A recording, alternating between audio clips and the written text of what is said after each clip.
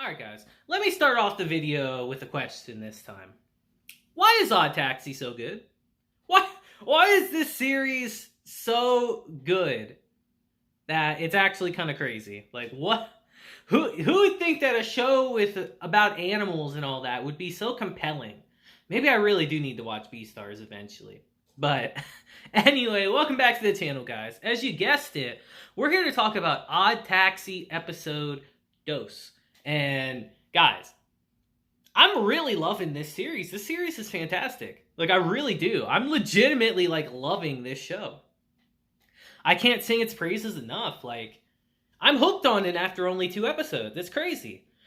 This and, Spy X Family might legitimately be, my favorite shows that I'm reviewing right now. And I can't believe it. So, I really just want to kind of get into this episode today, because there's a lot to talk about. I take so many notes during this show, it's crazy. But let's get into it. Our episode begins with Odokawa in a sauna with his friend Kikihana that we met in the previous episode.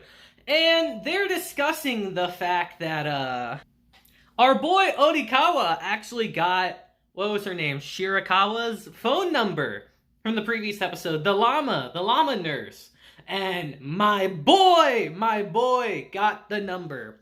And he's describing their interaction. So we get a little flashback to that. And guys, the dialogue in this show is really good. I think that's really the reason why I like it. It's really real, if that makes sense, you know? It's very, you feel it.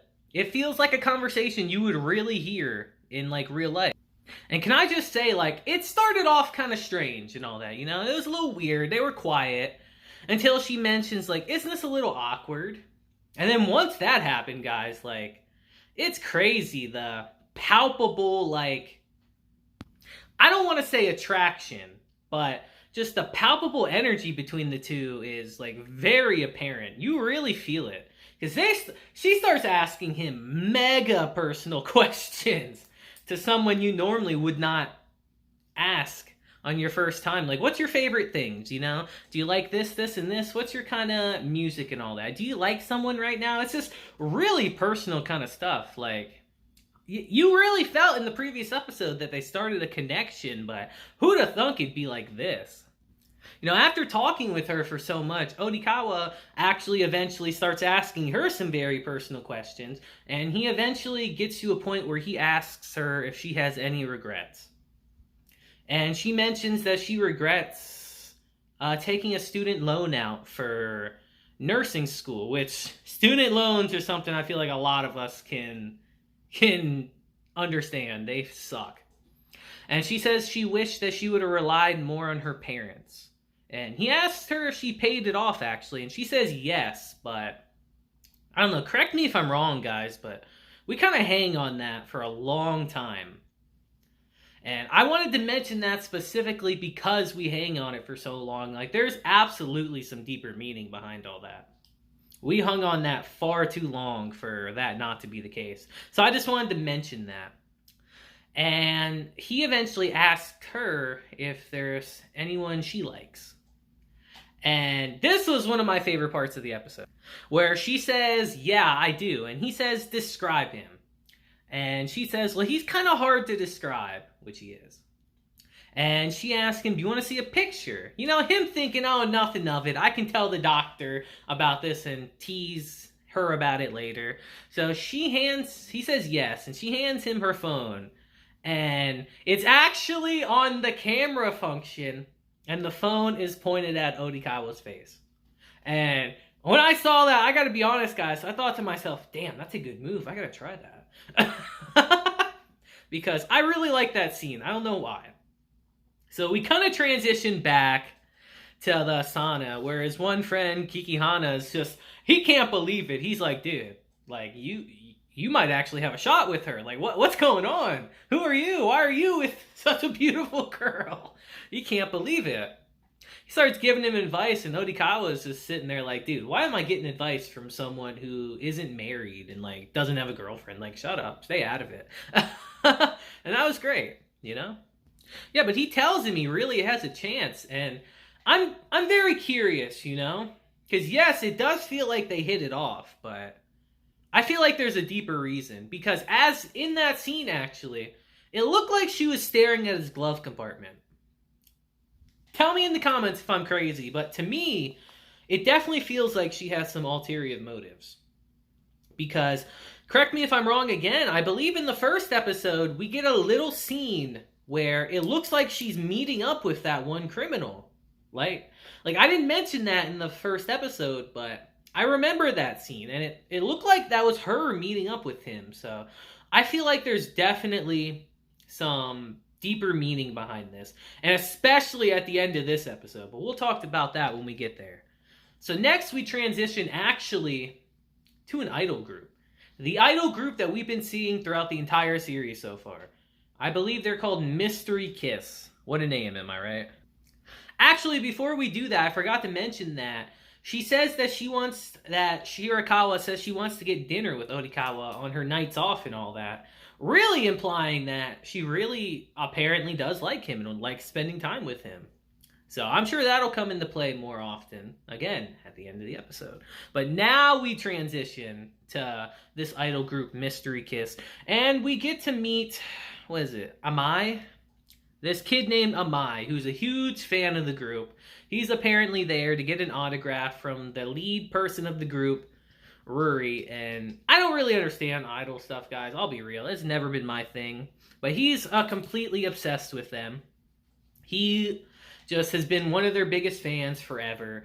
And he walks up to him, Ruri, and he tells her, like, hey, maybe you guys would sell merch better if the other two in the group were not masked all the time.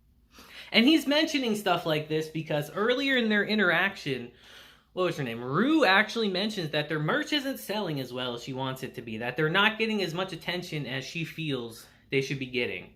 So he mentions that, just to try to be helpful and all that. And she just tells him that things are complicated and all that, and this is one of the only ways they could get debuted. And she looked at her manager right there. And we'll get into him in a little bit, because he's a shady guy. But, seeing how she said it's complicated, he drops the subject, and he heads off, And as he's heading off, the manager actually approaches the other two girls, who are named Ichimura and Mitsuya. And he asks them if they can go outside and sell the rest of their merch that they have. And, they don't like that, of course. They're like, oh, why doesn't Rue have to go do this? And then one of them says, oh, it can't be helped, we're just not as popular as her. And I don't know why I mentioned this. It just kind of really struck me that this is a real thing in Japan and all that with these idol groups. Like, one person in the group might become insanely popular, from what I know, and then the other ones just fall to the wayside and kind of get left behind. And I don't know why that kind of hit me the wrong way. I don't know. I didn't really like that. It made me feel kind of sad because I know how true that really is.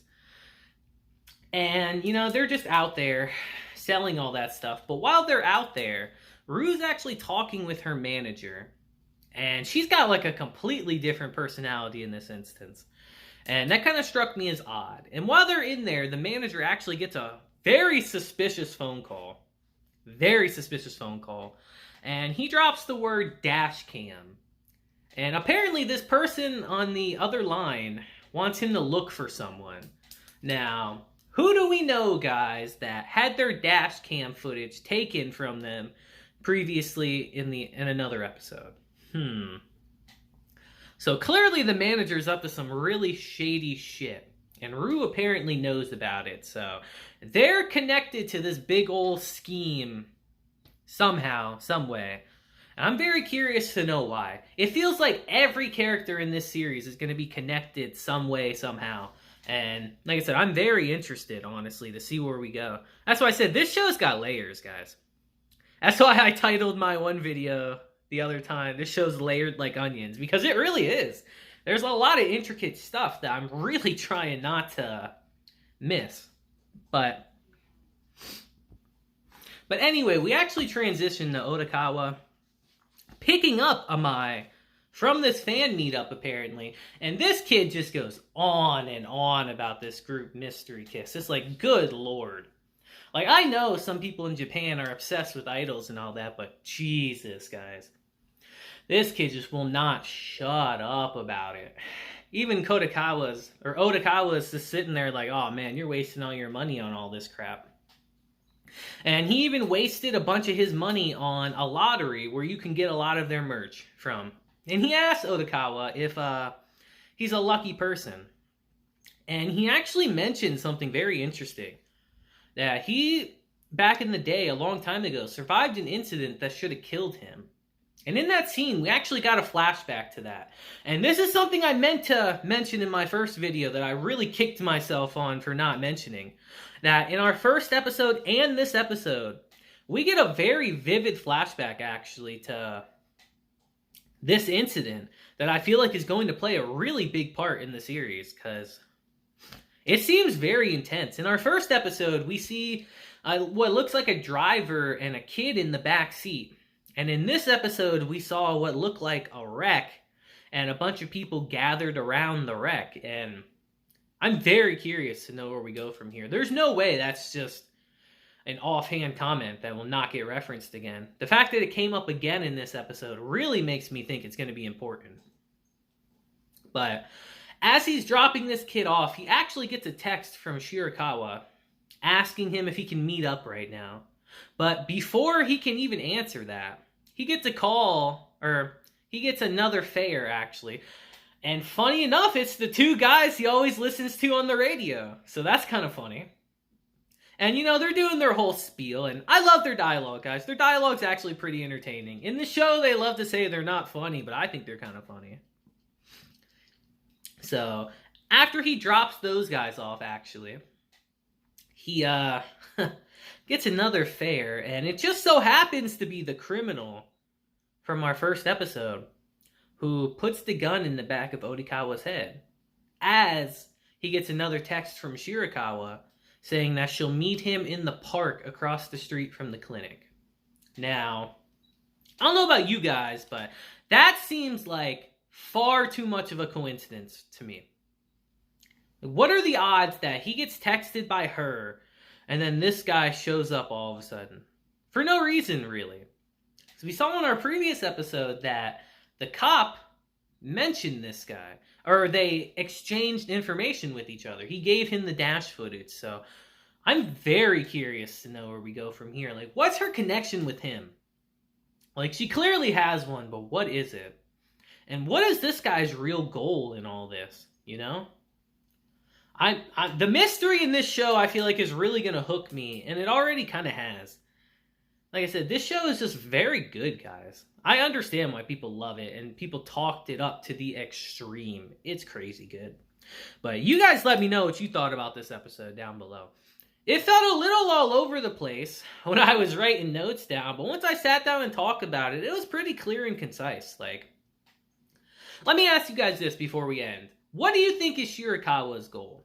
And don't, like, tell me if you've seen the ending of the show and all that. Like, if you're watching it along with me or whatever, like, what do you think her goal is? Because, yeah, she definitely hit it off with Odokawa, but there's clearly some underlying factor that she's not saying. And I think it's pretty apparent. So, you guys let me know what you think, because I think she's definitely up to something. Just what it is, we'll have to find out later. But that'll be it for today's episode, guys. Like I said, I'm loving this series so far. Can't wait to bring you guys to the next episode. So until then, I hope you guys have a great day, week, month, and year. And deuces, and have a blessed day.